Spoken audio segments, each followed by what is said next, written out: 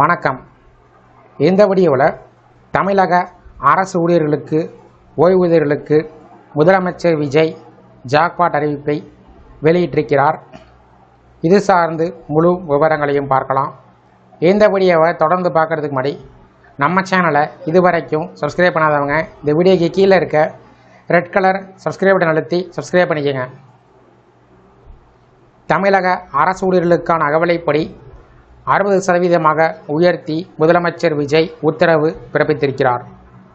அரசு அலுவலர்கள், ஆசிரியர்கள், ஓய்வூதியர்கள் மற்றும் குடும்ப ஓய்வூதியர்கள் நலன் கருதி இதற்கான கூடுதல் நிதியினை அரசு ஒதுக்கீடு செய்யும். தமிழ்நாடு முதலமைச்சர் விஜய் வெளியிட்ட அறிக்கையில், எனது தலைமையிலான அரசு மக்கள் நலனை முன்னிறுத்தி மக்களுக்காக பல்வேறு நலத்திட்டங்களை வகுத்து செயல்படுத்த நடவடிக்கைகள் மேற்கொள்ள உறுதிமொழி அளித்துள்ளது. இந்த திட்டங்களை வடிவமைப்பதிலும் அவற்றை முழுவீச்சு நடைமுறைப்படுத்துவதிலும் அரசு அலுவலர்கள் மற்றும் ஆசிரியர்கள் முக்கிய பங்கு வகித்து வருகிறார்கள். அவர்களின் நலனை கருத்தில் கொண்டு ஒன்றிய அரசு பணியாளர்களுக்கு 1/1/2026 முதல் 58% உள்ள அகவிலைப்படி 60% உயர்த்தப்பட்டுள்ள நிலையில், மாநில அரசு அலுவலர்கள் மற்றும் ஆசிரியர்களும் அதனால் பயன்பெறக்கூடிய வகையில் 1/1/2026 முதல் மாநில அரசு பணியாளர்களுக்கு அகவிலைப்படியினை உயர்த்தி வழங்க ஆணையிட்டுள்ளேன்.